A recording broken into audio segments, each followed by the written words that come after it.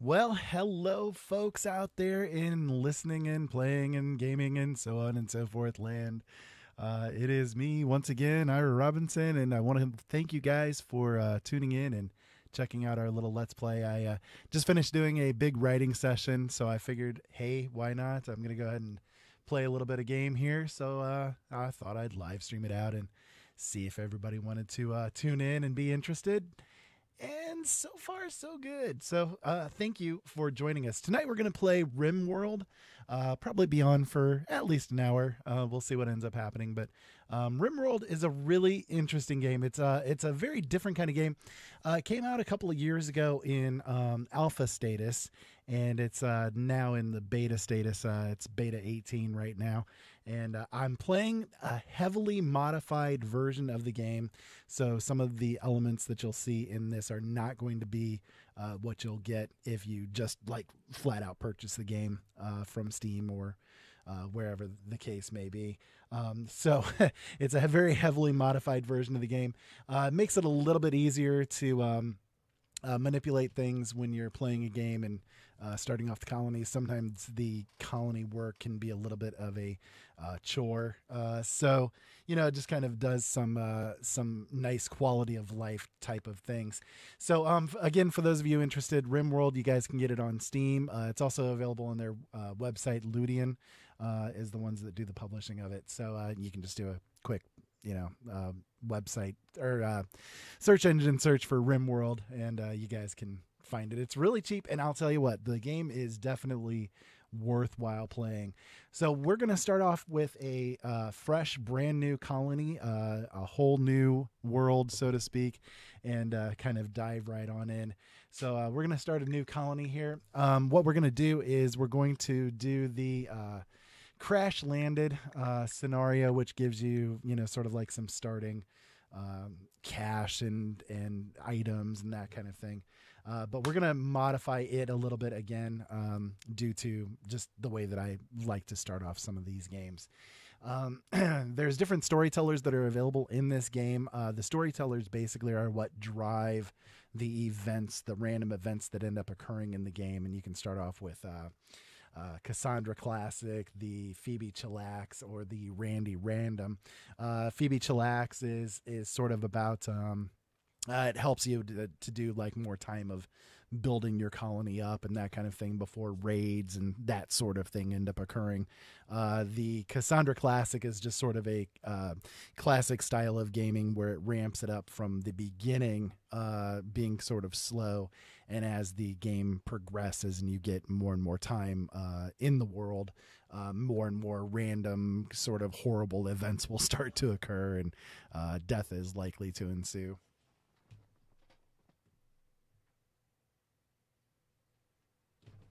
So we're going to go with the Cassandra Classic, and I'm going to put it on the rough, just because, again, sometimes that can be fun.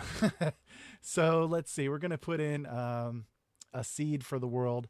Let's see.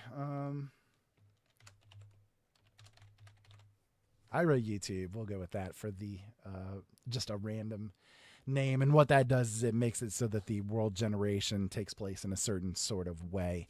And if you were to put in the exact same seed into the game yourself, you would see the exact same world generated. So we're just waiting for it to generate here. It's building up the world from the get-go. It creates an entire history of the world from the beginning of the world until the moment where you start to play the game. So it's actually pretty cool how it works.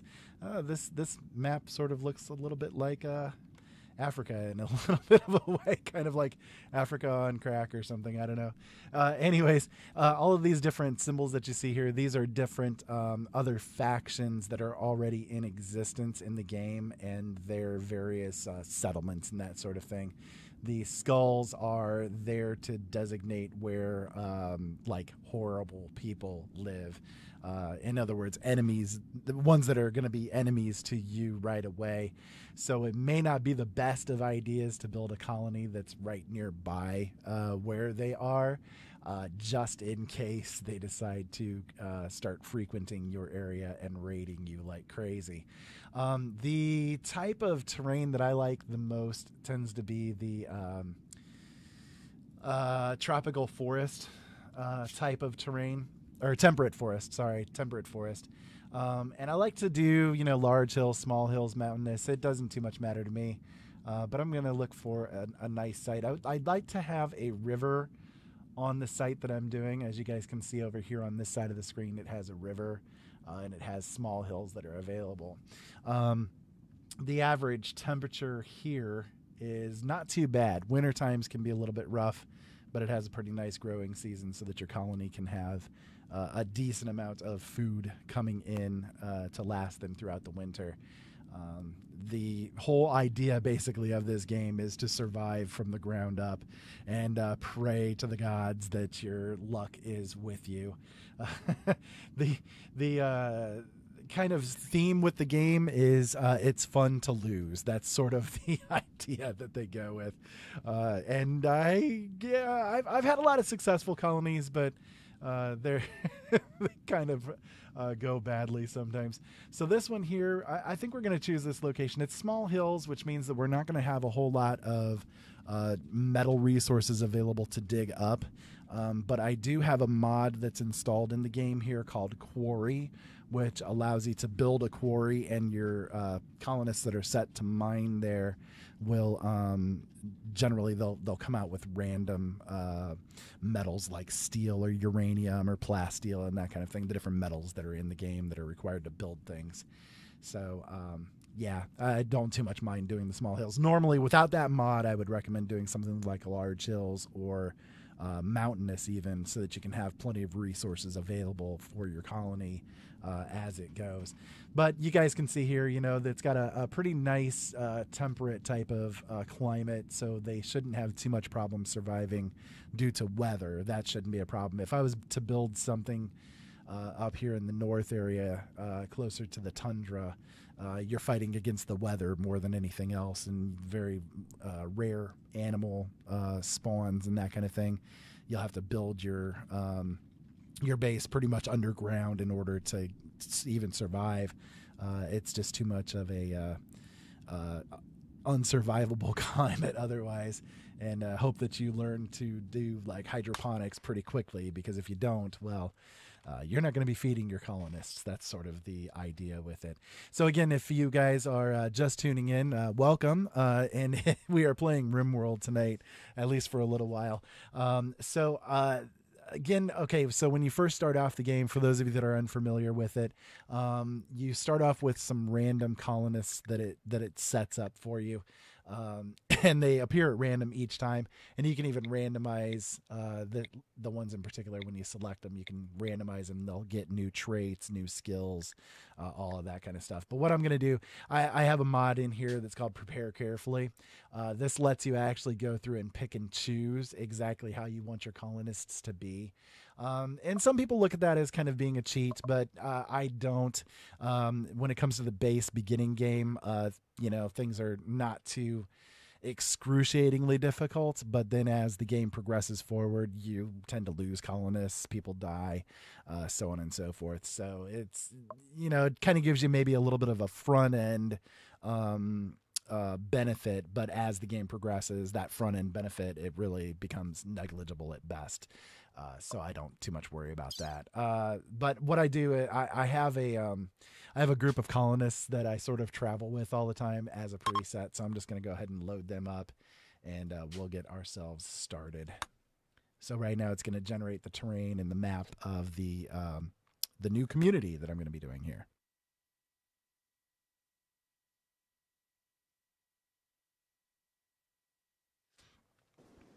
Alrighty, so here is the world. Hopefully that's not too loud for people, but our colonists come down. They've crash landed on the planet from their spaceship out in outer space. This is a new world, a colony basically that you're starting off on the rim of known space, and and they've all crash landed, and you hope you survive is the idea of the game. For those that aren't familiar with the way that I've got the mods set up here, I have one that's called Colony Manager. That's this one here. It sort of makes the process of keeping the community going and keeping everything flowing, like wood resources, hunting resources, that kind of thing, are handled by a manager as opposed to kind of micromanaging everything. I like to do the micromanagement. I just actually installed this mod here a couple of days ago and have been messing around with it. And it's not too bad, but I haven't got too much experience with it, so I'll sort of be learning as I go with that one in particular. This mod area up here, this area up here, again, this is another mod that I have installed. And this one sort of gives you the psychology of what's happening with the colonists at any given time. It's called Moody. It's a very interesting little mod. I like it because it kind of gives you an overview of everybody at a glance, which is very helpful. Otherwise, you can get the information just by clicking on the individual person. That's not the person. You get the information by clicking on the individual person. But, you know, that can be, again, a little bit tedious. So they set this up just to make things a little bit easier that way. So this shows you what job they're currently doing. I don't have anything literally set up yet. The world literally just got created and they've crash landed here. So right now they're sort of wandering around with space sickness. I do have, with this prepare carefully that I did add a couple of animals. I've got a couple of huskies that they've brought with them. Their little pets are joining in with them. So they have, let's see. They have Cowboy is one of them. They have Furious. So Cowboy, Furious, and Zaneta, I think is the other name of it. Let's see what the puppies are doing here. So, okay. So we've got a situation where, go figure, these colonists and their dogs, they've literally just crash landed on the planet. They've just escaped from their escape pods and have reached the ground, and already the dogs are mating. The male dog is currently going for the female dog. Go figure. It's like not even 1 minute worth of time in the game, and already the dogs are screwing. Dogs will be dogs, I guess. But anyways, so there's that. Yeah, the dogs are currently getting busy, which means they'll probably start having some puppies later on. So before I do anything else, before I forget here, they do have some, they did bring along some bolt action rifles. So I'm going to go ahead and get these guys equipped with them. I do have them all set up to at least be able to shoot somewhat. Which again kind of is helpful towards the beginning of the games, and the bolt action rifles are pretty easy, you know, not difficult to make or anything along those lines. So right now you see this little ding thing came up here. They need colonist beds. They start complaining right away if they're not getting proper areas to sleep. They each want their own bedrooms. You can set up sort of barracks for them and that sort of thing. But as a general rule, you want to keep them in their individualized stuff. I'm trying to figure out maple trees. So I've actually never spawned in a map that has maple trees. And my God, there is a lot of maple trees around here. Holy cow. I don't think wood is going to be a problem with this particular map.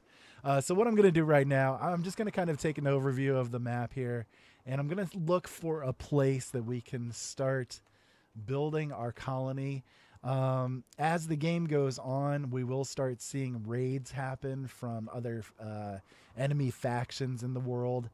They will start coming in and trying to steal our stuffs, and that is something that we cannot allow to happen. What is this? Is this flat land? Oh, that's a big lake. Boy, that's a big lake taking out a whole chunk of this map. it might not be too bad of an idea to set something up maybe in this sort of zone, because I do have installed in here the mod to allow fishing, so they could actually make use of this lake to fish as an alternative food source. I may do that, but I'm gonna look around here. There's not really too many areas around that I can like make use of right away that are going to be really defensible in case things go wrong. Might be in a little bit of trouble with this map in particular. I can kind of glean a lot of water taking up the grow room, but that's okay. All right, well, I think we'll make use of this area right here. And in fact, I'm going to go ahead and actually, let's see. Yeah, actually, this would be really good because it's got a steam geyser right here that's available. Basically, the steam geysers are really nice for later on in the game power generation. You can make geothermal heat or use geothermal heat to make geothermal power generators. And they use those steam geysers. So if I set up the colony like in this area somewhere around in here, I can easily get that power over here without having to worry too much about raiders destroying it and maybe blowing up my defenses. I'll set up like turret guns and that kind of thing around the colony to help keep it safe. And those things take a little bit of power. So if something happened to my power generation in the middle of battle, that could go really badly. So, okay, before I get started on actually doing the first steps of building the colony, I'm gonna set up the people. In the game, you have the work tab that you can set the colonists to do certain types of work and to prefer certain types of work over another. So what I'm going to do right now is I'm setting up everybody to, if they get injured, they will go and do bed rest. And they will also go to put out a fire. If a fire happens, they'll drop everything else and go take care of that fire. I'm also going to set up the one that has the most skills as far as being a doctor goes to do doctoring first and foremost. I'll also set up everybody to be flickers, which means that if I have like a power switch or need something turned on or off really quickly, they'll go and flick the switch. So set that guy up for warden and negotiate. This one will be my animal handler. Training the animals in the game is really cool. One of the nice things with some of the bigger animals like huskies or camels and that sort of thing is that they can actually go out and like if you collect an item or something along those lines, you can actually use them to haul everything. So yeah, setting up people to grow and mine. And yeah, everything else will be good from there. I'll set these guys up for hauling is number. Yeah, let's do number 1 for right now, just because I know here at the beginning stages of the game we're going to have to do a lot of hauling and get that done quickly. So we'll go ahead and set that up. All right, so I'm going to put everything on unforbid, which means that everything that's on the map that's available for the colonists is now unforbidden, and they'll be allowed to go and pick it up or interact with it or whatever the case may be. So okay, let's see here. I guess for right now, what I'm going to do is I'm going to have the colonists come along here and start chopping down some of this wood, because this is going to be the area that I'm going to build the first little bit of the colony in. So while they're doing that, as you can see, I've got the game on pause now, so they're going to start coming over here and kind of chopping down the wood. I've got the game in slow-mo right now, just so that I can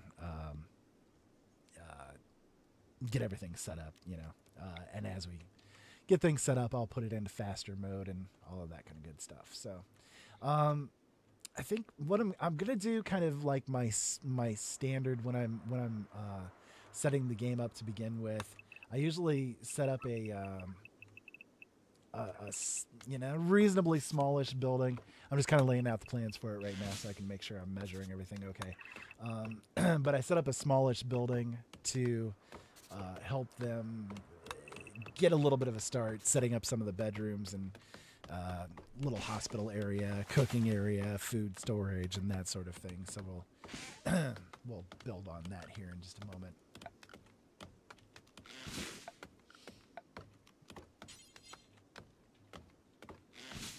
I also have, as you guys can see if you're unfamiliar, I have embrasures as a mod. Embrasures is really nice. It's basically it's a wall that has holes in it that lets you shoot through it. So in case things go wrong, your colonists can kind of hide behind the wall. I can't build over there.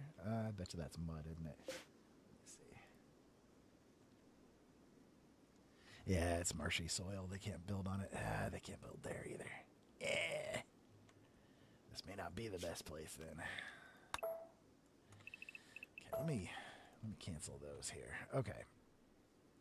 Need to rethink for a moment here. Basically, the colonists can't build on soil that's not real solid, so I'm going to have to shift everything over by quite a bit here. I guess I can go up instead of down. Let's see, where's the end here? I guess we can go this way.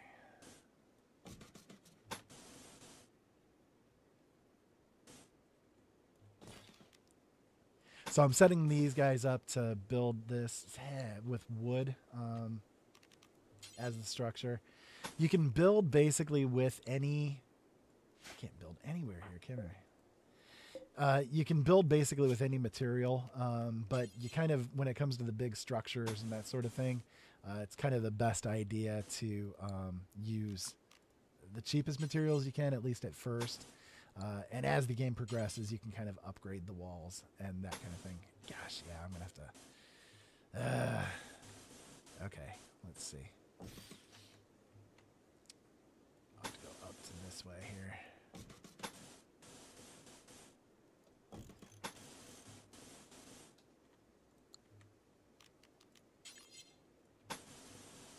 That'll work. Okay. And I can actually then make use of that too. I'll just do that. That'll work. We'll figure something out for it. It'll be useful. Okay. So yeah, I'm just kind of, right now I'm just working on building the basic structure that they're going to kind of live and work in for the first stages of things. Oh, the dogs, they're kind of wandering around over in here right now. They're probably over here screwing their brains out. Yeah. The dogs, you can set everybody basically up to work or to be in like restricted to areas. And that's what I'm going to do here once I get things set up a little bit. I'll restrict the animals to be kind of within the home area, so to speak. That way they don't wander away too far and get into trouble and all that kind of stuff. Because a lot of times, you know, when you don't set them up to do that, the raids, when a raid happens, they will start targeting your animals and that kind of thing. They'll kind of generally start targeting your animals, your power supplies. You know, they're pretty smart when it comes to making your life a pain in the ass. So, so okay, let's see. I think what I'm going to do is over here in this section is where I'm going to put the grow zone. So I'll put all my growing plots and that kind of thing over in here, which means that to make things a little bit easier for the colonists to maneuver around and run around and that kind of thing. Yeah, the doctor's sick. As they go, basically, I'll make it so that the food storage area is easy for them to get to. That way it's not too much of a effort to haul back and forth between the grow zones and waste a lot of time. It's kind of like even in fast mode, these guys work kind of slowly. So yeah, it is what it is. You know, the game, it's very interesting. The way they've got things set up. I like the way that they did things in the game. Quite a bit. I mean, it's a lot of fun. I've put, I think the the last time I checked my Steam account, I've got 180-ish hours played in this game. So, yeah, this is not my first time around the Maypole. So what I'm doing right now is I'm kind of looking at setting up the main bedroom areas for the colonists, at least for, again, a starting area. Let's see, what do we got here? Yeah, hey, wow, you'd think I planned that out. Anyway, so I think what I'll do, I'm going to make use of this little area here as sort of their entrance barrier area. So I'm going to set up a couple of doors. I'll put one right here, and I think I'll go ahead and make... let's see. Yeah, we can make that a door. That'll work. And then right here. And that way, if anybody does attack and they start getting into the base, they have to break through each of these doors before they get into the actual base. Now, what I'll do later on in the game is once I've got the research done for it at the research table, I'll set those up as auto doors, and that way they open automatically for the colonists or our pets, and, you know, makes it a little bit faster for them to get through and maneuver around. Otherwise, I got to wait for the door to open, then close behind them and that sort of thing before they can move on. So I'm going to go ahead and structure out the bedrooms here. Just put this all the way across and do here and here. So that's 4 bedrooms right there. I usually do the bedrooms as 3 by 5 space. They tend to seem to like it better that way. At least through the playthroughs I have, they tend not to complain too much about the bedrooms being that size. So that's not too bad of a one to go with. So I got to put their doors there too. I forgot about that. Otherwise, they won't get in to go to bed. So there's that. Now, let's go ahead and maneuver it so that they can keep on working while I'm building out the structure here. Yeah, he's kind of barfing all over the place. When they first land, sometimes they have space sickness, you know, because the landing went really badly sometimes. So,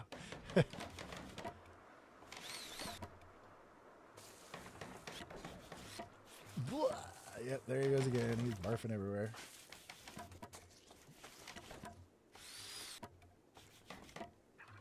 It's pretty sad when your doctor's barfing everywhere. So I'll go ahead and speed things up here just a little bit just to get this this part of it finished.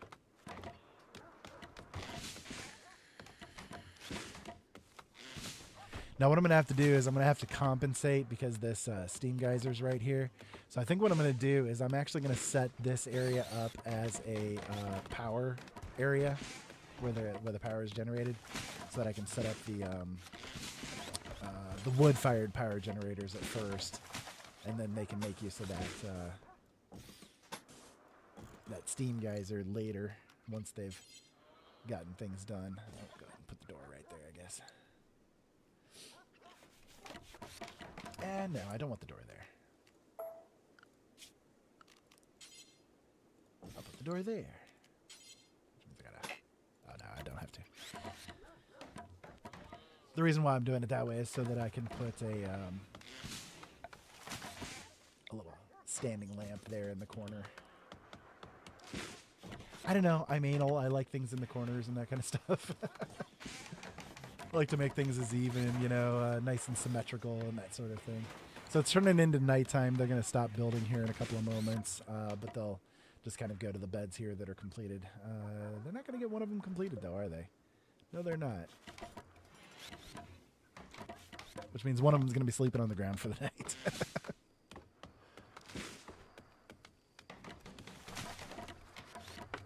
I guess while I'm here as well, waiting, I'm going to go ahead and set up the allowable area for the animals, and that way they can be kind of protected and safe. So we'll just kind of do it in the little home area there.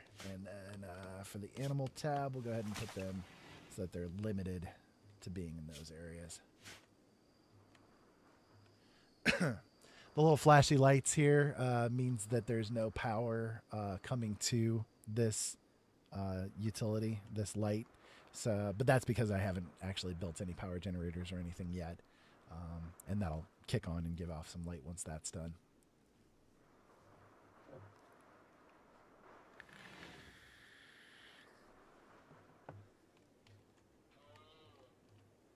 Kind of messing with my rotation a little bit here, though. I think what I'm going to do is I'm going to kind of...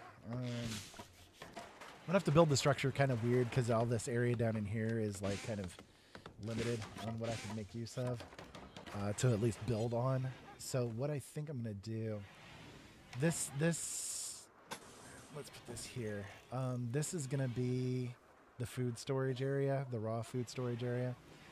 I'm going to put this right here.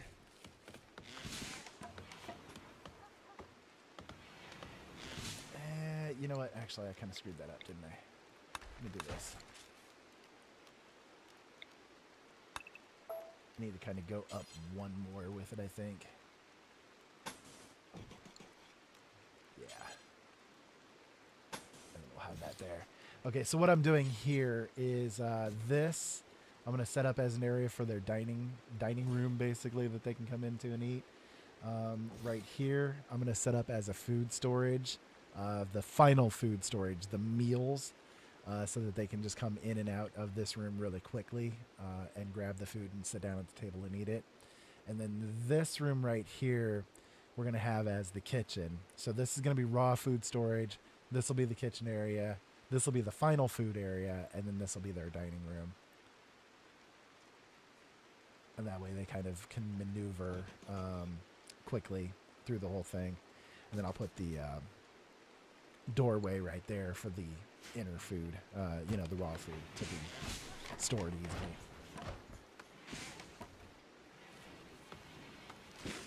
easily. No, the dogs don't get a house. They can kind of go wherever through that that little zone that I set up for them. Generally, though, I found they like to sleep in the freezer. I don't know why, but they really like to sleep in the freezer. It's probably because they're huskies and like it in the colder zones.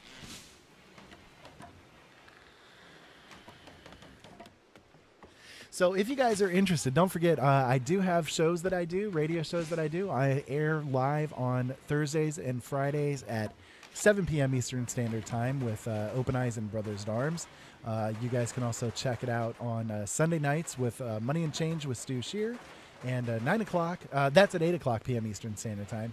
At 9 o'clock p.m. Eastern Standard Time, I'm on live with Maggie Hart, with my co-host with the Positude podcast. So make sure you guys come and check that out. You guys can look at that right here on YouTube. And if you want to check out the audio versions of it, those are on my website, openeyesnetwork.com. I also have a lot of books that I've written, a lot of short stories, fiction available, nonfiction available. If you guys want to check those things out, those are on my website, originalworlds.com. I'd love for you guys to check that out too. So I just remembered actually with this room right here, these guys just finished building that, but I'm going to kind of mess with their heads a little bit.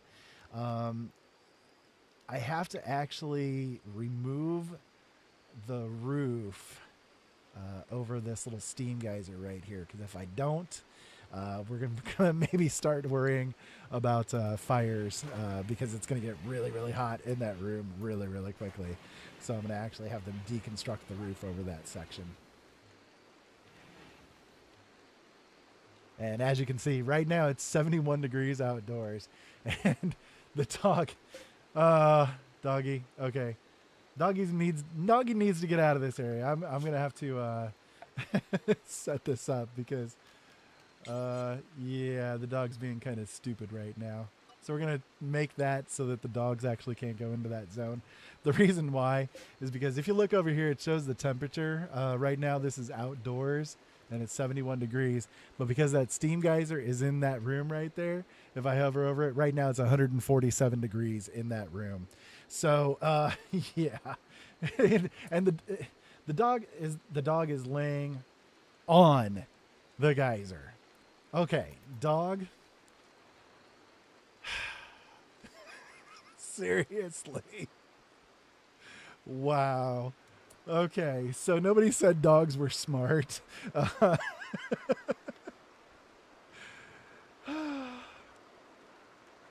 Crazy, crazy. No, the rest of the house isn't that hot because it doesn't have a vents going into these particular rooms. It's only in that one room that it's actually that hot. So right now it's 180 degrees in there. Oh, dog, get out of there before you die of heat stroke. My goodness. How's his health? Yeah, well, right now he's got a minor heat stroke going on. Come on. We're going to have to... This guy's praying. Are you praying for the dog, Furco? Is that what you're doing? Are you praying for the dog? Because doggy right now is in a lot of trouble. Okay, let's get over here and just... Let's prioritize removing that roof before the dog kind of falls over dead.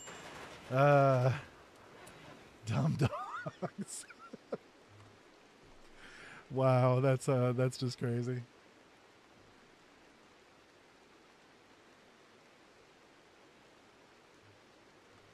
I think I have 2 females and 1 male dog.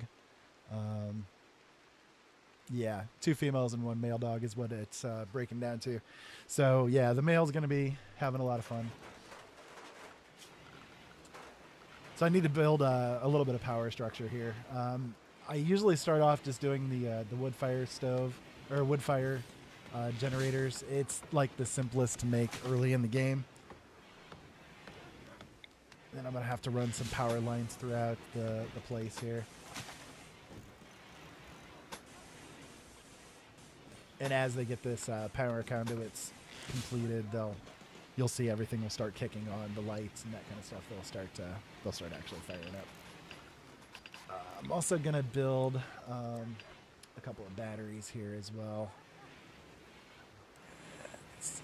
I gotta watch out for the door. I can't put it in front of the doorway, so I'll put it like that, I guess.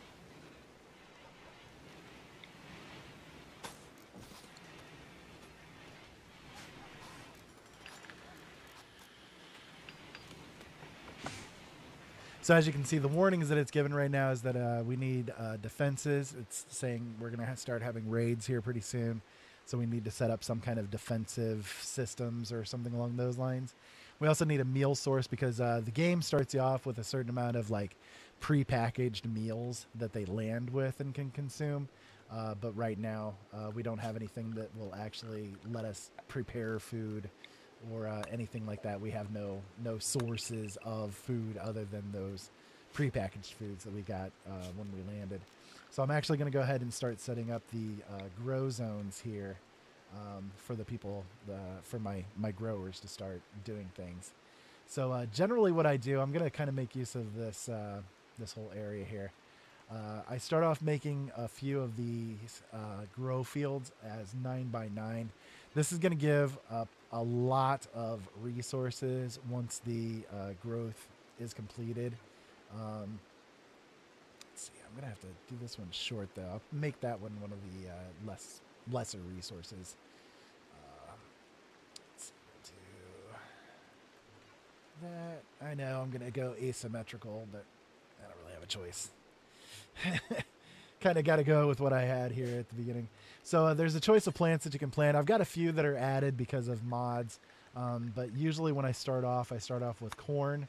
I start off with, let's see, yeah, we'll do that one, potatoes. This one we're going to go ahead and make cotton so that they can start getting resources to make their own clothing and that kind of thing. This one we're going to go with rice. It's a very quick growing plant, so it'll probably be one of the first things harvested. We're going to go with, let's see.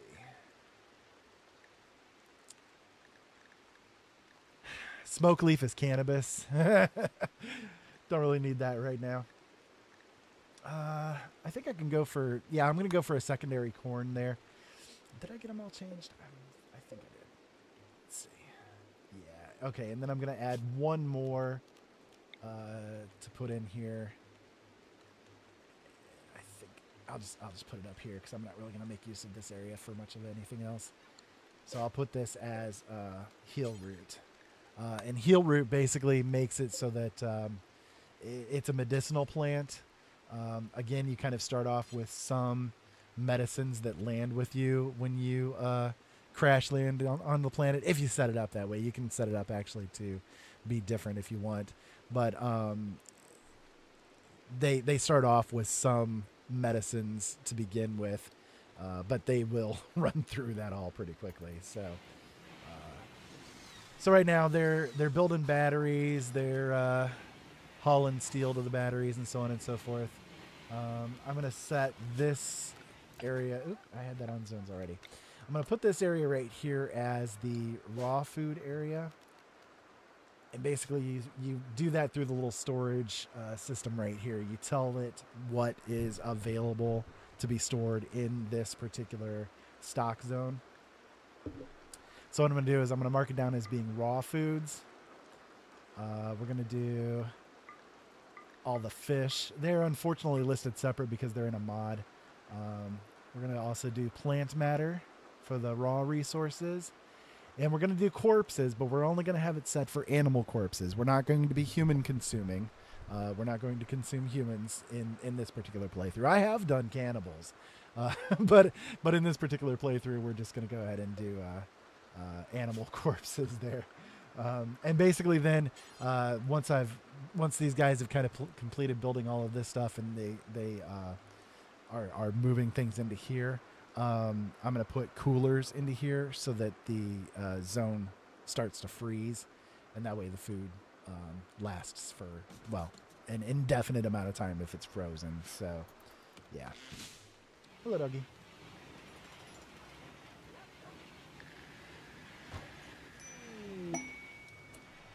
So right now it says that we're low on food, we're low on medicine.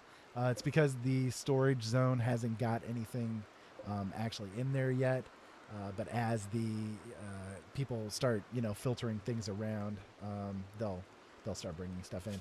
I think what I'm going to go ahead and do as well is I'm going to give the orders to do some harvesting of some of the plants that are already harvestable, just for a quick burst of food supplies coming in.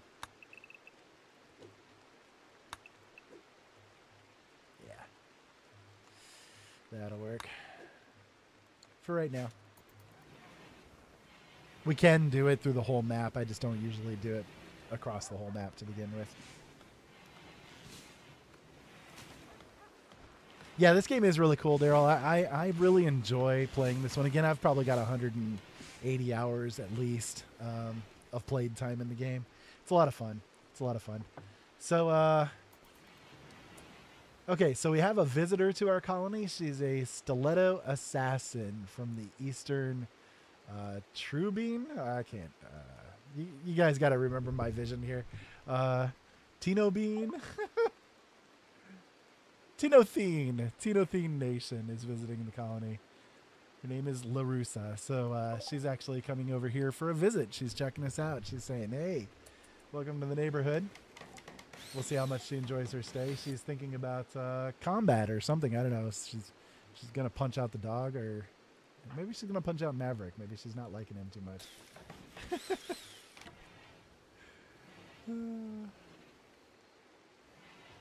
This game has a lot of fun incidents that end up happening in it.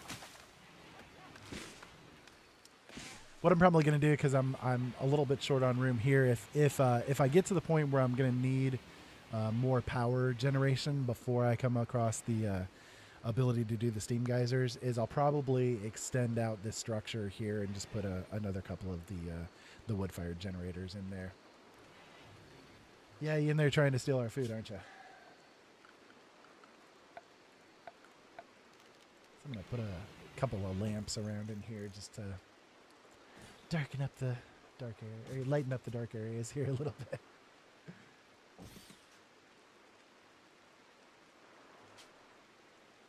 Okay, so Maverick thinks that we should give our faction a name. So what should our faction be called? He says that it should be called Maids Valley.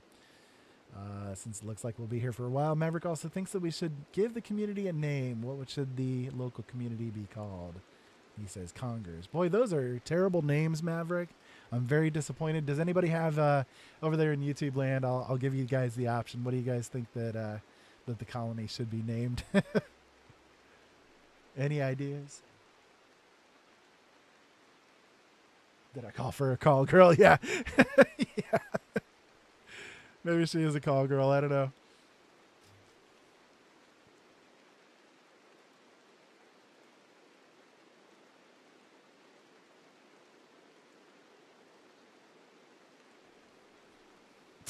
Someone said on my Skype, Treblinka.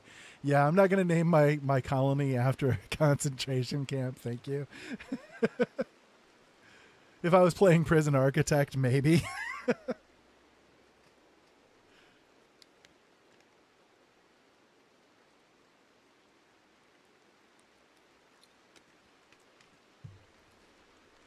Tresemme. Let's see. Well, we can just do this. We'll just call them the Roughnecks. Here, we'll even do it fancy. We'll do it Roughnecks. And then let's see, for Maids Valley. I definitely don't want to be known as the Maids Valley faction. No. Well, okay. Hold on. Let's call that the Roughnecks, and then we can call the actual colony the oil rig. Lost in space.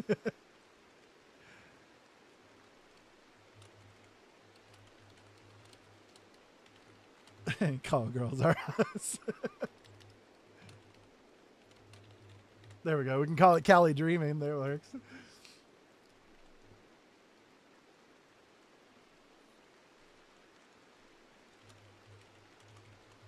There we go. We'll call it Unfocused. That works. That'll work. Okay, so we're now the community known as Unfocused. That'll work. That'll work. I'm okay with that one. Global destroyers. I don't think we're going to be destroying too much. Although later in the game we could build some missiles and launch them off after other factions if we wanted to. Do some guided missiles or something like that. Really start messing with people. So why is the oh, I bet you it's because they cut it there. That's why. I'm just going to say why. Why are they putting herbal medicine in the kitchen area?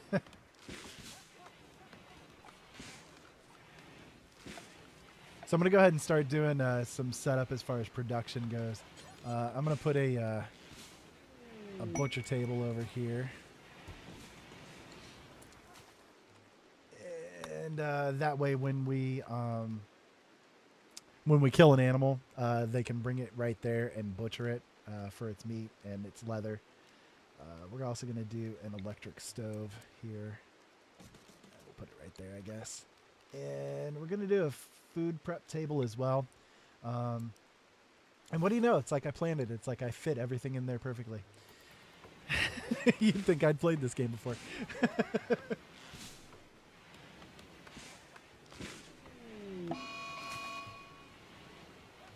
Is there a game I can play with other servers or worlds? Somebody was asking. As far as Rimworld goes, no, it's a single player only.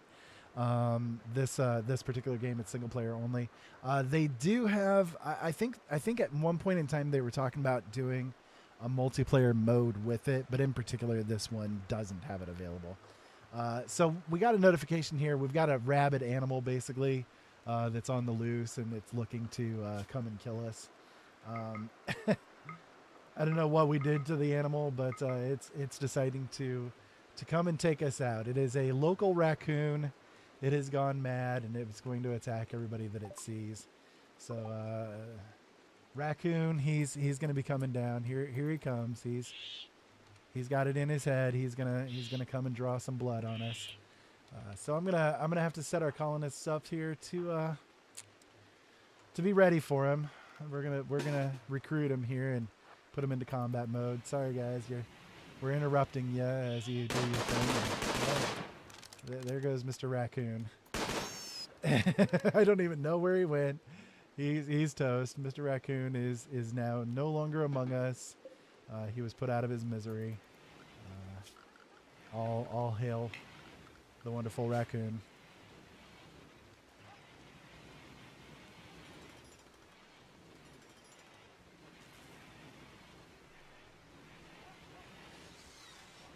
So right now these guys are down here building the food prep area basically for us. I'm also, let me go ahead and do this before I forget about it. I'm going to set this up here for being the completed food zone. And that way they will, after they cook and all that kind of stuff, they'll bring the food right here to this zone. So we'll set this up as meals. Well, I'm gonna put the kibble in there too, at least for right now.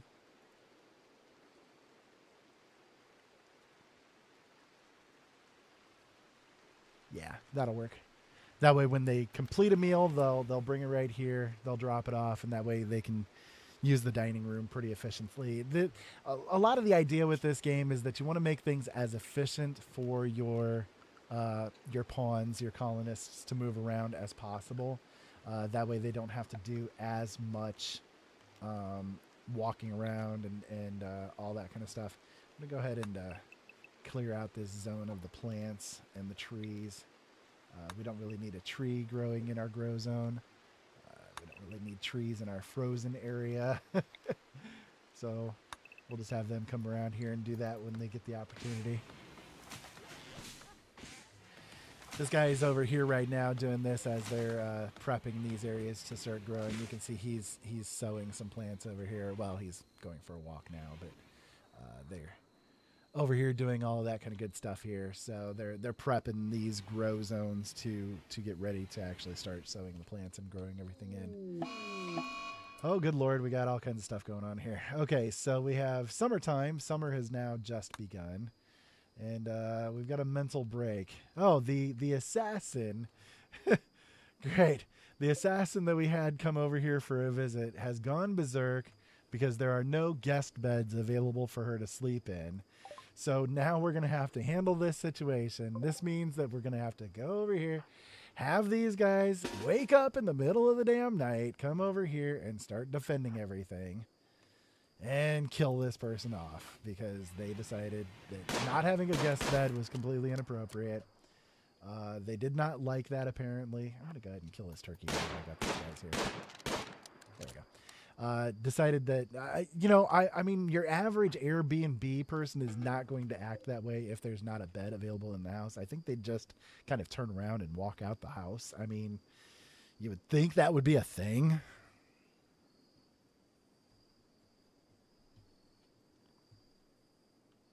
How big can the world get? You can actually, this whole zone, okay, if you guys take a look here, this map that I'm playing on right now is actually a medium-sized map. They can go to be about twice as big as this as a playable area within one zone. And then you can also have multiple colonies within the same world and interact between the two. Although I've not actually done that yet with the game. I kind of prefer just to do things with the single colony, but it is available to do. So this person right now, they're downed. They're not actually dead. It looks like they're probably going to get there pretty quickly if we don't do something to help them. They're currently bleeding from a gunshot in their right lung. Their left little toe has a gunshot. I don't know how that managed to happen. But their torso has also got the big gunshot going on in it. Now we have the option basically, because this person is down right now, we can rescue them, but because they turned into an enemy, we would actually have to either capture them or rescue them is kind of our options. We don't currently though have an area that's set up for hospital. I suppose we could do that really quick, but that person would be dead by the time it actually got completed. So they're same problem if we went to capture them. There's not really a place that we can put them. So needless to say, they're doomed. They're going to be going down in a very quick way, and there's not really much that we can do about it. But it's kind of their own damn fault if you think about it. Because they're the ones that threw a bitch fit about not having beds available. They could have just walked off the map. So I'm not really feeling all that guilty. I am, however, going to end up having to build a grave for them, so that's just going to take more time off of my busy schedule here so that I can build a grave to stick this person in. So one of the mods that I have is called Mass Graves. This one is a really nice mod to have if you play on a game like a version of the game that has a lot of factions that are enemies, a lot of enemy possibilities as a adventure. This Mass Graves is really nice because it'll stick 20, up to 20 dead bodies in one grave, as opposed to trying to set up one grave at a time. It just makes things a lot easier. A lot easier to do. Definitely recommend that mod.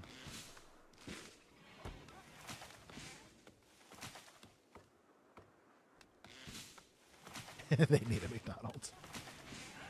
I don't think they're going to do too much intergalactic McDonald's buying. They've crash landed on the planet and they're in a bit of trouble here. So I'm also going to set this this butcher table up here to butcher creatures, and we have a fire.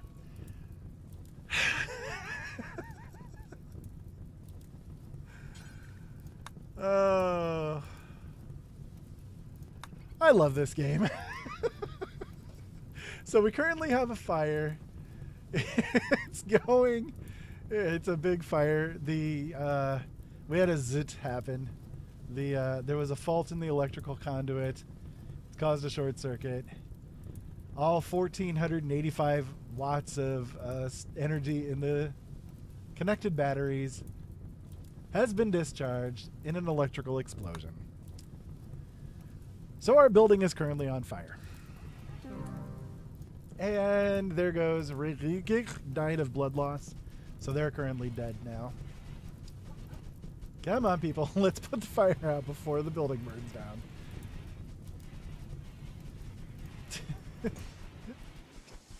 Thank you. And it destroyed my battery. And my panther meat has rotted away in storage. So this is how this game goes sometimes. You sort of get hit with the weirdest, randomest stuff sometimes, and you never know what to expect. You never know what's going to end up happening.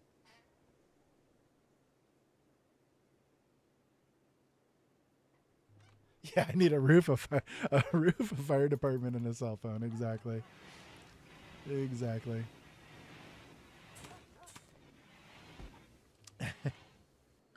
This game can get really crazy, guys. It really can. It's the most randomest crap ends up occurring in this game. It can get really crazy. So right now I'm having these guys set this up so that we can go ahead and get the temperature regulation going in the freezer area. Just because our stuff is going to start rotting away here really quickly. So in fact, I think instead of resting, I'm going to set you to go ahead and start working on it a little bit. You can go a night without sleep.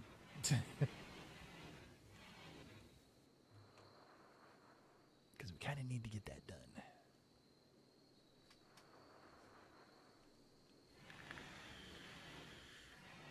At least one of them, anyway. So I hope you guys are enjoying watching this game. It's pretty fun. It's an interesting game. It has a lot of really randomist crap can go on with it.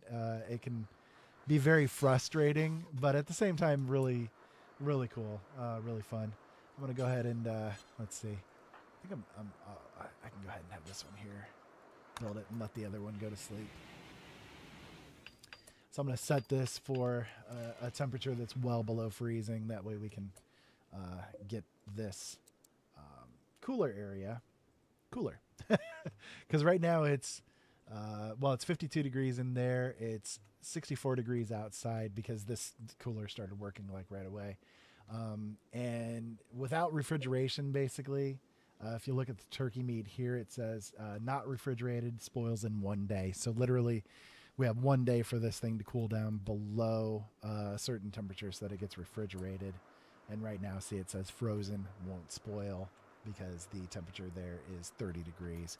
So these two coolers are working very efficiently to get this room cooled down very quickly. I'm also going to set up a vent in this room, between these two rooms right here. And that way the cold air from this room will go into this room, but it won't get heat from this room or this room. So that way it kind of shares the cold temperatures, and I don't have to put a separate freezer or something like that into that particular room.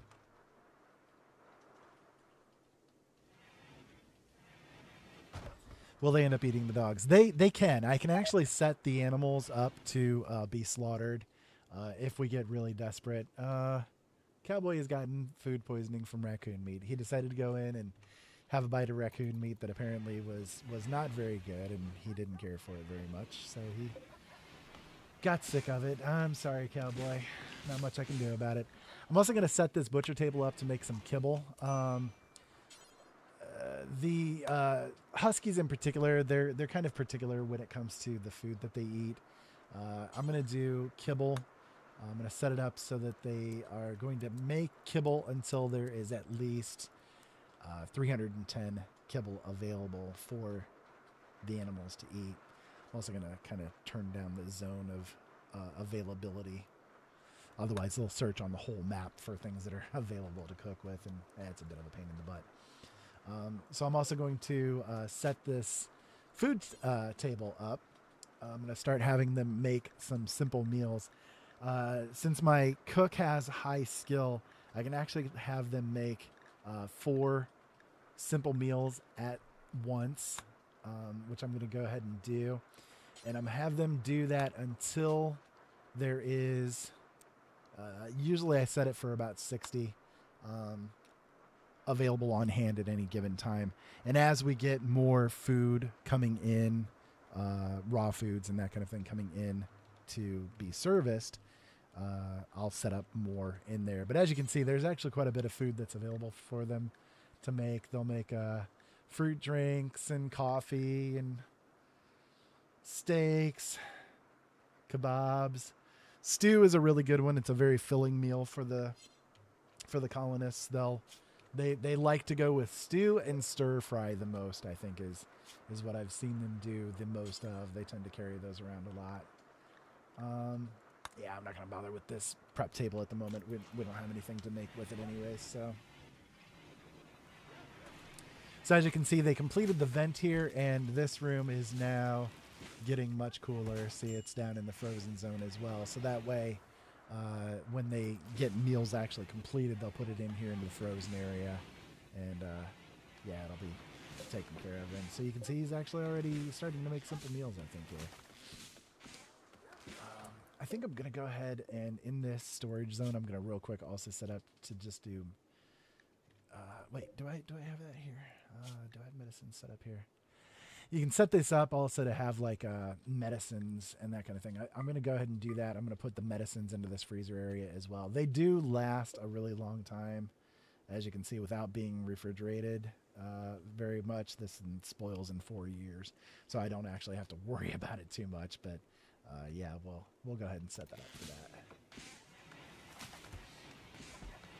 What I'm going to do eventually is once I get a little bit more resources going, and these guys have got a little bit more time on their hands, I'm going to actually build like a hospital wing onto this, and then I'll put a refrigerator in there for the medicines, and that way the medicines are right there in their faces for when the doctors want to go to work, and they don't have to carry things back and forth. And we've got our first actual official raid going on. So let's see, a group of pirates from the Mindless Whales have arrived nearby. Yeah, mindless whales. You got to watch out for mindless whales, man. They don't pay attention to a damn thing, and they're so big, you know, if they're...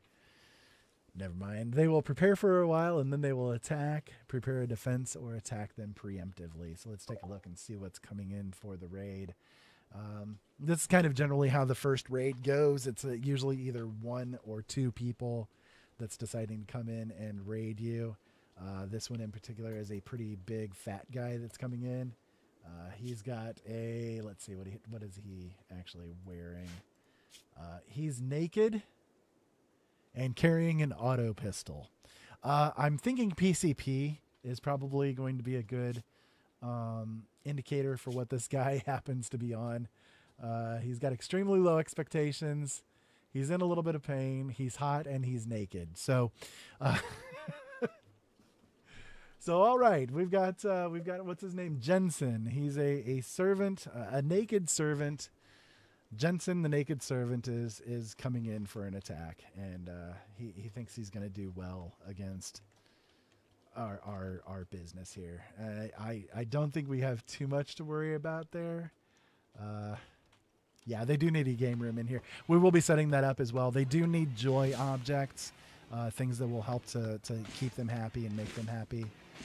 I think what I'm going to do, instead of just waiting around for this guy to come in and raid us, I think I'm just going to go ahead and set these guys up to come over here and start the attack. Because, yeah, I'm not even going to bother with this poor naked guy over here. We're just going to put him out of his misery. And we have an unusual heat wave beginning. Heat waves can be very difficult. Like right now, if you pay attention, the temperature is 95 degrees in our current area. And yep, there goes Mr. Man. Jensen, naked man, is now down in his nakedness. He got shot in his right leg, and his right tibia is doomed. Yeah. Well, naked guy, you shouldn't have bothered coming. Hope you enjoyed your stay.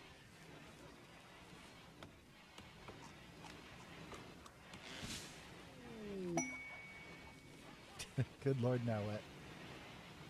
Detected a cluster of cargo pods. Okay, so once in a while in the game, cargo pods will drop down from outer space. They've been kind of floating around from the wreckage of your ship.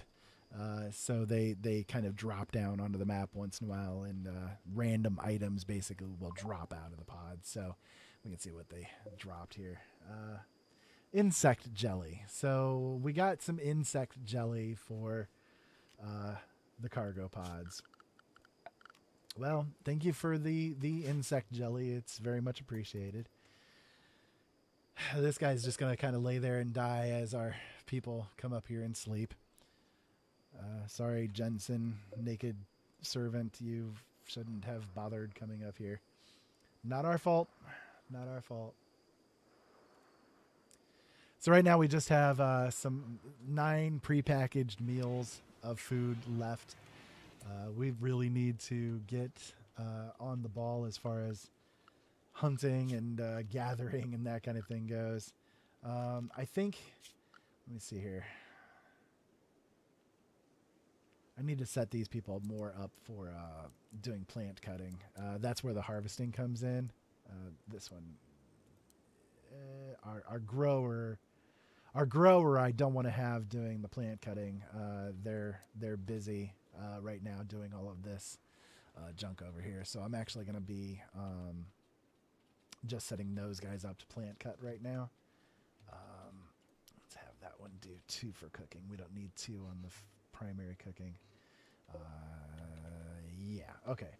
So we kind of need to get, we're kind of starting to get a little bit desperate here for food.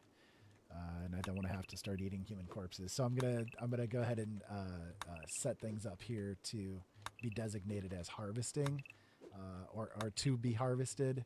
A lot of mushrooms, berries, that kind of thing. We're kind of in a temperate zone, so things will be ready at random times. Yeah, that'll be good. So that actually should be a really good amount of harvestables to get us through. But right now we've only got 13 pieces of meat as far as raw available food goes, and that's not going to be good.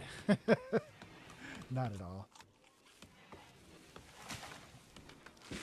And of course they're going to come in here and start cutting these plants first, but that's okay.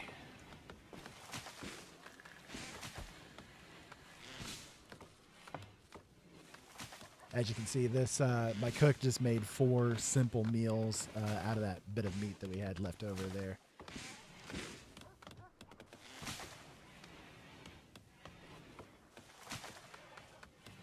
Why does this feel like the Hunger Games? It really it really does come down to that kind of thing. It really does. Minor break risks. So the break risks, Maverick right now is having a minor break risk, which means that he's got quite a few needs that are not being fulfilled. And what we can do here is we can take a look at his needs and see, holy cow, yeah, he's got a lot of debuffs going on with his needs. He ate without a table. We haven't set up the dining room yet.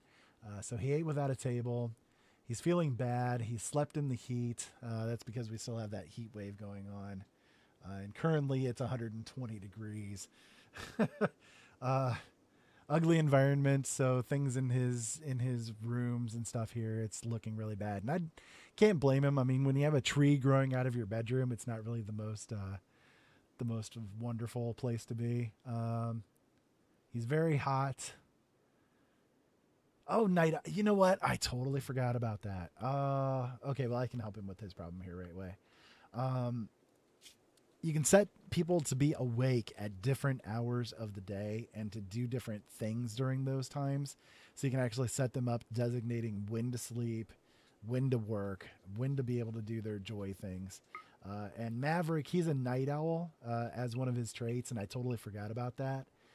So he's awake in the daytime, which means that he gets a really bad mood going on because he's awake when he'd rather be sleeping. So we'll go ahead and set him up to sleep for 8 hours. Did I do that right? 1, 2, 3, 4, 5, 6, 7, 8, 9. Oh, I don't want him sleeping for 9 hours. No way. Lazy bones. 8 hours worth of sleep. That's all you get. So I'm going to set him up actually to do daytime sleeping and be awake at night. And that way he'll not have that other bad mood going on there. So he's actually going to go back up here and go to bed. Because it's his bedtime. Night night, Maverick. Oh, the little doggy came in to tuck him in.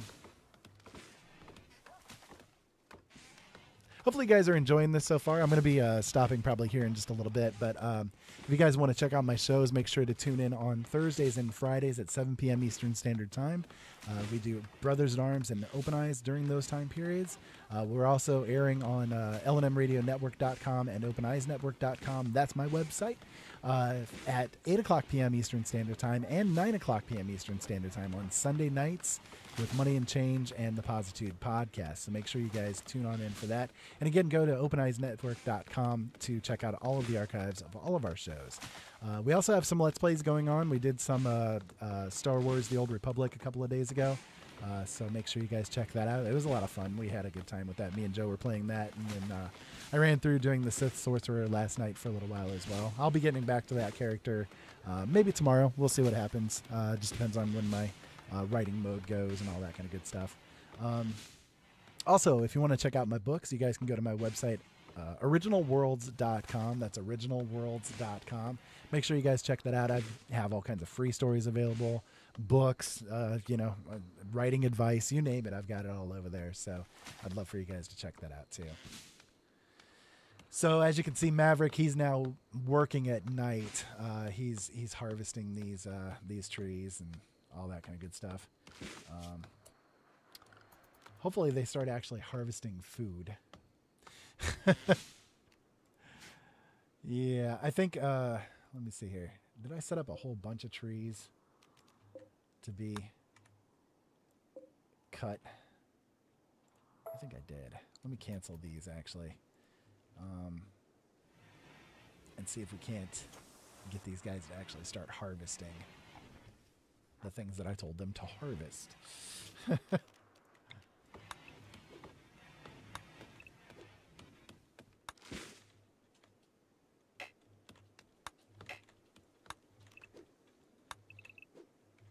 And we got some mega sloths down here. I think I'm also going to go ahead and designate some things to hunt here. We've got some muffalo here. We'll go ahead and take the muffalo out. Where'd that mega sloth go? He's really good for food too. We'll go ahead and take him out. We got to watch out for the things that are apt to kill you when you start hunting them. I think, yeah, I do. I do have a wildlife mod. Yes, I forgot about that. Ooh, okay. So this just brought up a notification up here. A chunk of spaceship fell down from outer space and has landed nearby. So I'm actually gonna do that real quick. I'm gonna designate these for deconstruction. The ship parts, when they crash land, it happens at random, but when they crash land, you can get components out of it, which is what a lot of the machinery and that kind of stuff in the game is built with. They need those components to build it.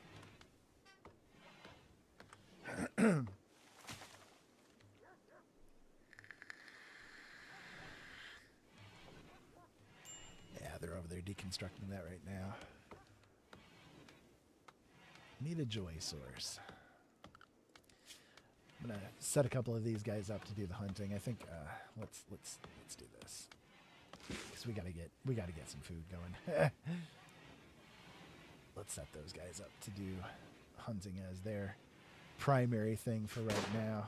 And what I'm gonna do, I was just gonna check this out here. This is one of the mods that I just downloaded actually not too long ago, and haven't really had a chance to do anything with it yet. I'm gonna. Let's see, you can designate by danger. So right now there's a grizzly bear and a cougar on the map that you can designate to hunt or not hunt. Actually, that wild boar is pregnant. I'm going to undesignate that. Let's set everybody up for hunt. Let's see. Yeah, these guys are set up to be hunted. Okay, so let's do this. Let's that one. Got a bunch of turkeys. Holy cow, there's a crap ton of turkeys. Bunch of tortoises. We're not gonna. Oh, that poor tortoise has asthma. That poor tortoise has asthma. I almost feel bad about killing the poor tortoise with asthma. I'm not gonna kill him. I'm gonna let him go. He's already got a hell of enough of a life as it is. A tortoise with. Can you imagine how slow that poor thing walks? Slow down. You're going too fast. My daughter said I'm not as bad of a person as she assumed I would be. Poor tortoise. So I'm kind of designating these things. I'm not going to take out the pregnant ones because they're going to have babies and we can eat their babies later. So, and I just lost my not so horrible status with Crystal.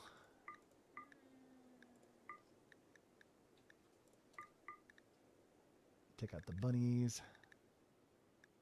Oh, that bunny has malnutrition. Poor thing. Oh, the emu has an artery blockage going on. Stop hurting the disabled. I'm telling you, sometimes this game can get really, really weird and in depth, and some of the strange things that come along are pretty interesting. But yeah, so there we go. We've got some stuff set up to hunt, and they're just gonna kind of go as they get the chance. They'll go over there and do some hunting.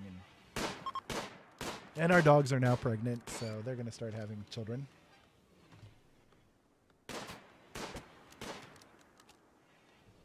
Yeah, let us pray for the asthmatic tortoise.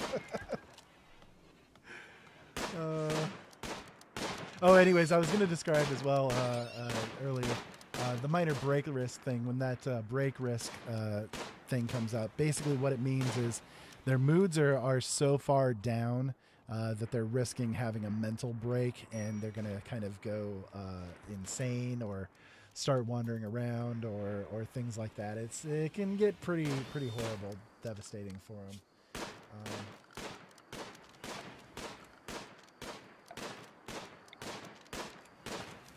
I'm going to put a light in here, and I'm going to set up a joy source in here. So I think we're just going to start off with a little horseshoe playing.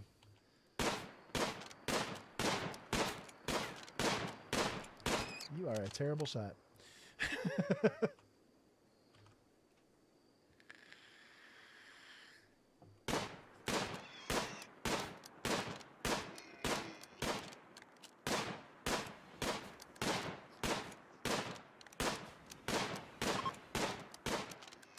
Ah, good. The heat wave is finally ending. Luckily, we didn't end up with having anybody with heat stroke. That can happen with the heat waves, and if you get heat stroke in this game, it's pretty uh, bad things happen. So yeah, it's a good thing we didn't end up having that happen. So we are now completely out of cooked food. Completely out of cooked food. They're going to start eating the raw food, and that's not a good thing. Do I have the cook? Yeah, I've got both of my cooks set up for hunting as their primary. Okay, I'm going to change that around a little bit.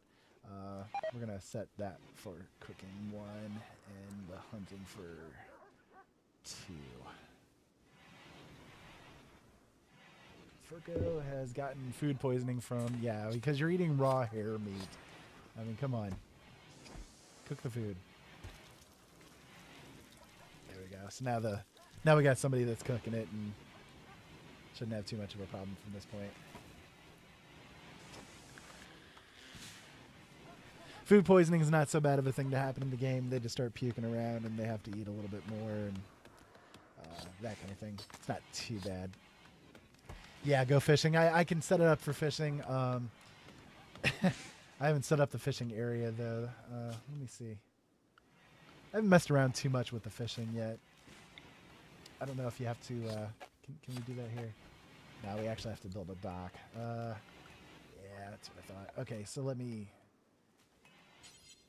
build a little bit of a bridge here, and then we can set up a fishing spot on that.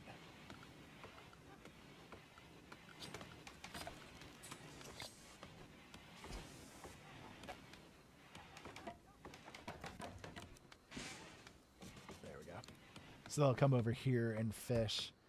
I'm also going to set up a little shellfish trap. That way, if there's any crabs and that kind of thing, they'll they'll grab out of that too.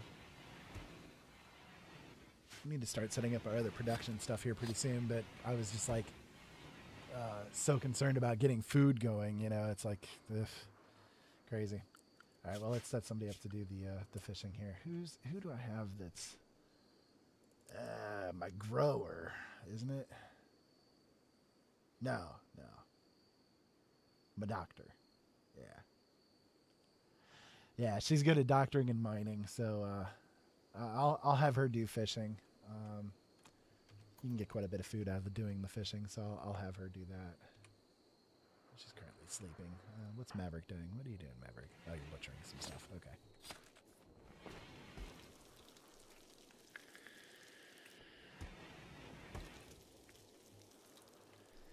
Our food is growing. The rice should be coming in here pretty decently fast. It's 30% grown right now. So probably within the next 4 days they'll start harvesting that. We could harvest it right now, but it's not very nutritious at this point. Like if we were really desperate at this point in time, we could. Like if we were encountering some starvation going on, we could do that, but I won't bother with that right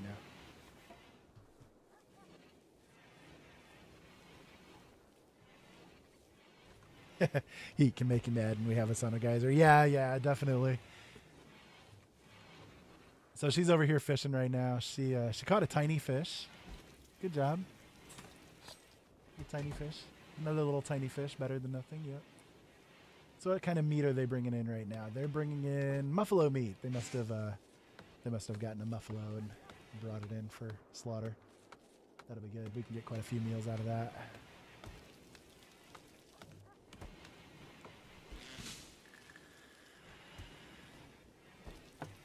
Cell's going out and getting berries.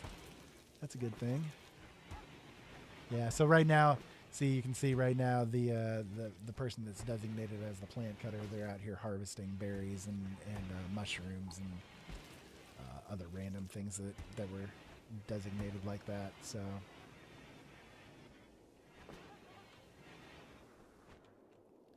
yeah, so we're gonna do okay. We've got 42 meals done at this point, so that's gonna be plenty for us to get through for a few days. No worries there at all.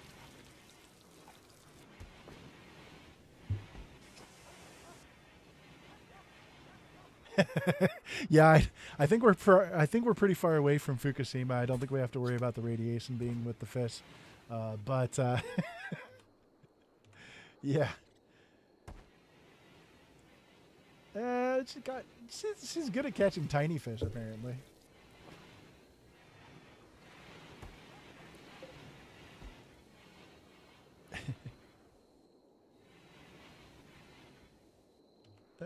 She's meditating right now. Where's she meditating? She's meditating in her room. She's doing a little bit of oming.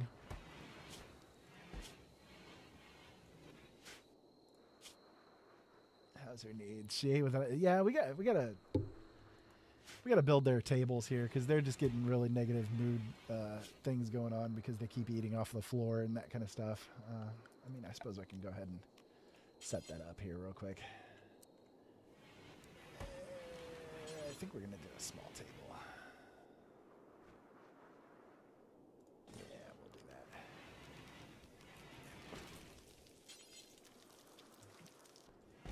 Put a couple of chairs around it, right in the middle of the tree.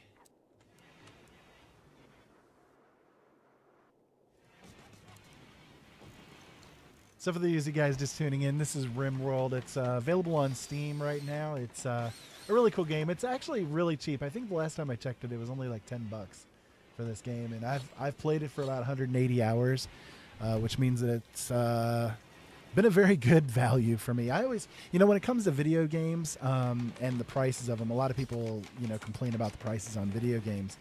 And one of the things I always kind of say when it comes to that is, yes, they can be expensive, but if you look at it the same way as you do like a movie, for instance, a movie, you get about 2 hours worth of entertainment out of it. And in general, you're going to end up paying anywhere between like $20 and $40 to be able to go to the movies for you and maybe your spouse or a date or something like that. And if you're going as a family, oh my God, take out a loan. But, especially if you're buying popcorn, you need to get a big loan.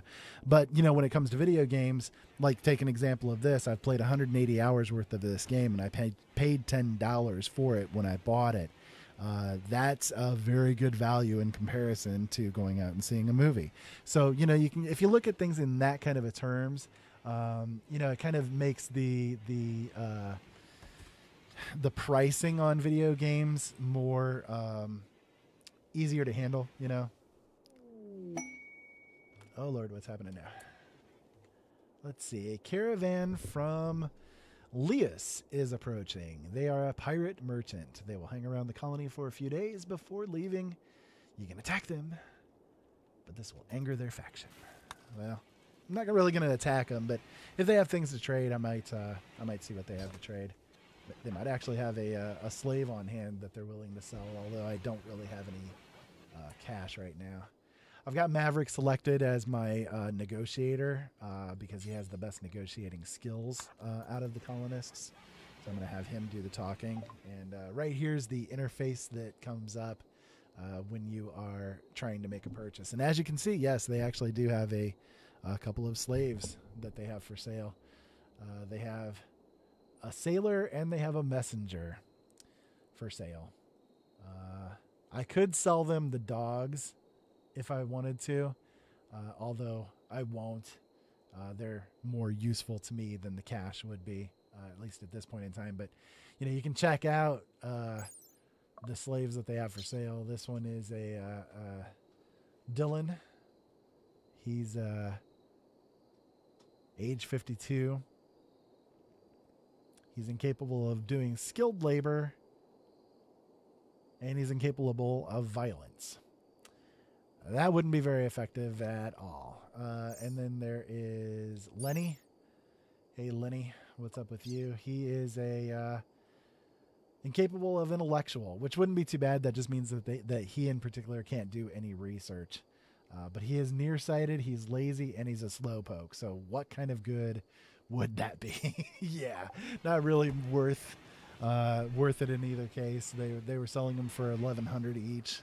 Definitely not at all worthwhile.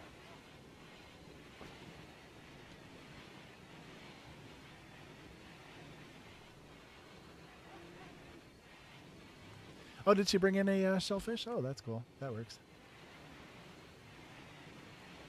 I saw she brought in an eel as well. They're good eating. Oh, Lord. Every colonist of the female gender winces in pain. A distant engine of hatred is stirring. It's projecting a powerful psychic drone over this entire region on a frequency that only seems to affect the female gender. Why is that not a surprise? For a few days, some people's moods will be quite a bit worse. Sounds like that kind of a month. Anyways,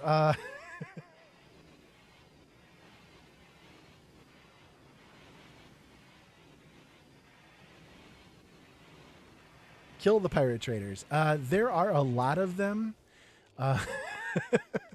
And we are very wimpy. No, not the brightest idea in the world.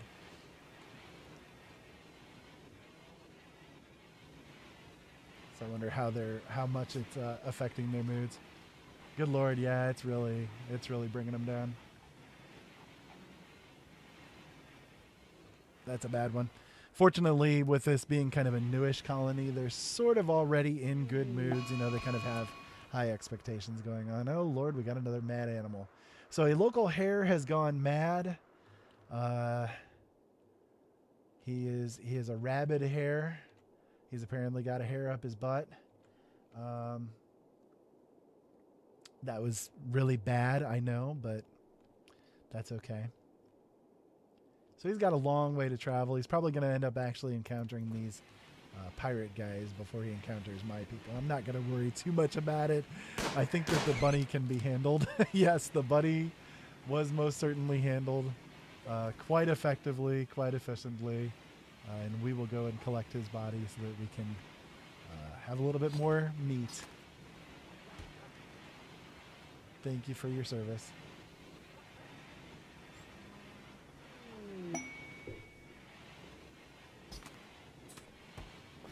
Setting the women to bludgeon the hare.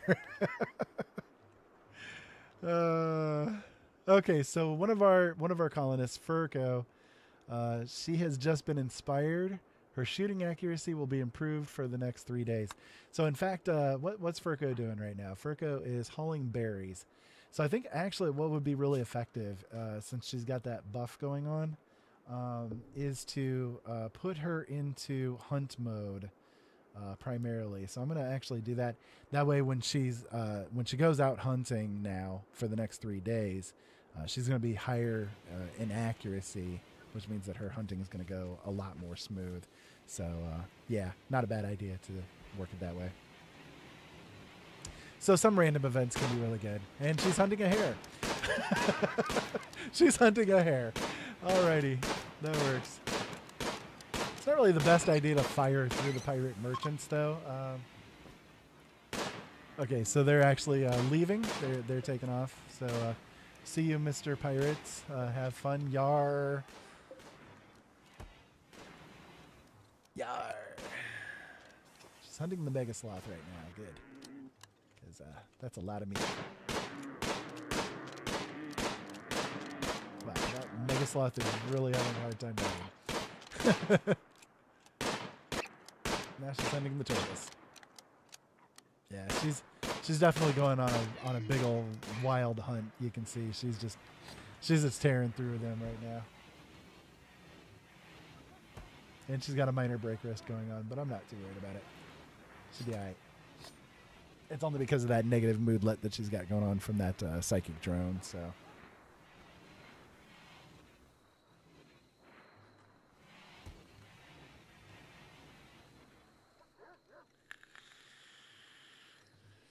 So everybody but Maverick is resting. He's going to start butchering up the stuff. I set this up to have animals be the corpses stored in it, didn't I? I don't remember. I did. Oh, but it's not set up for everything, is it? Ah, that's annoying. No wonder. Okay, let's do it that way. So the storage area here, it was set up for animal corpses, but for some reason it kind of went weird. It was only available for fish. So I just set it up now so that it's available for all. I hope we didn't actually lose any meat by not going out and getting any of it.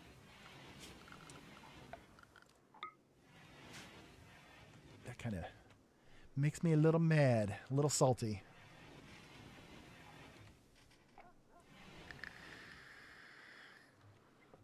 That's all right though. We're doing a lot better now on food, as you guys can see. We've got quite a bit of raw meat going on. We haven't brought in any of our plants, but as you guys can see right now, the rice is coming in, so they're gonna go ahead and bring that stuff in here pretty soon. They better.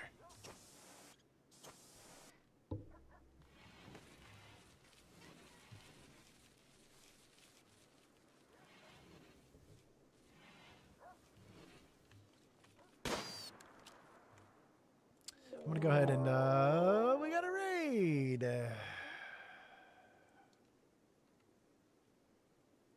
Group of tribes people from the Orange the Orange Goose. The Orange Goose LeCampbell have arrived nearby. They are attacking immediately. Okay. So what do we have going on here? We've got Gubia.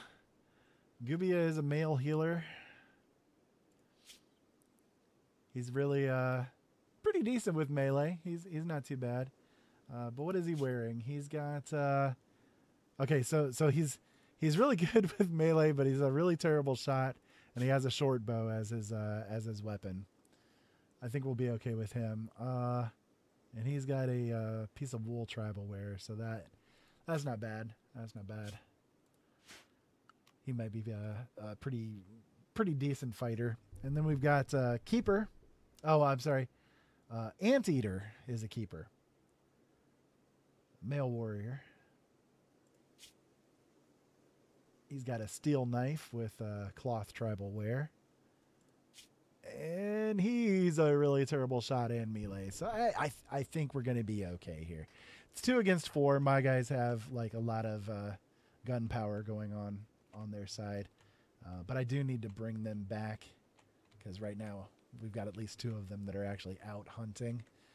So I need to make sure they come back here in quick fashion. And I see that a couple of my doggies are kind of out and about. I think what I'm going to do here real quick is I'm going to set up another area. Going to set up a new animal area. So what I'm going to do with this is I'm going to put it so that these guys are more inside.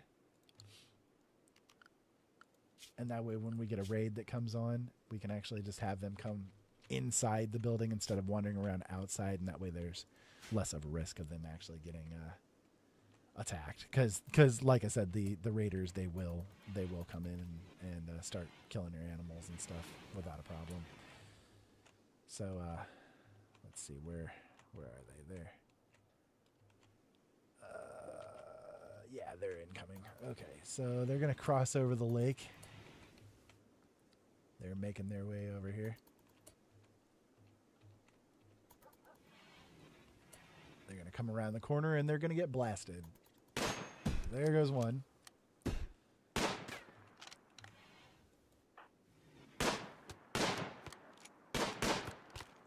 He's not wanting to come down this way. Oh, he actually hit one of my guys. There we go. So now they're fleeing. Well, they were fleeing until they were shot in the head and killed.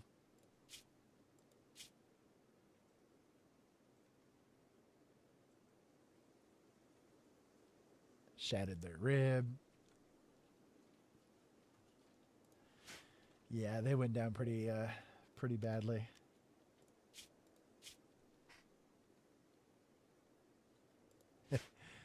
Yeah, tore them up pretty good. Okay, so yeah, I took them out of combat mode, so I'm going to go ahead and unforbid everything, so they'll start burying them and all that kind of good stuff. And this colonist, they got shot. I'm going to go ahead and they're set to come in and rest. She's my doctor, though, isn't she? She is.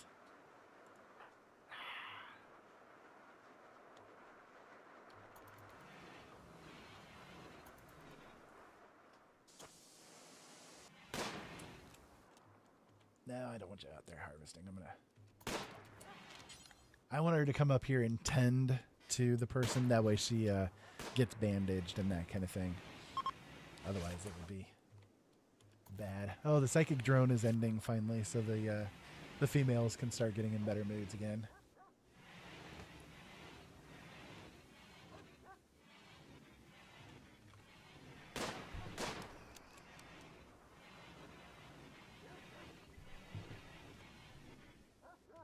So I think with the end of that raid and the end of the psychic drone, we're kind of going to be starting off a little bit fresh the next time around. I think that I'm going to go ahead and save the game here. Let's put it under the new name. We're going to save it as Roughnex. And the next time that we come on into Rimworld, we are going to start off trying to expand the base out a little bit.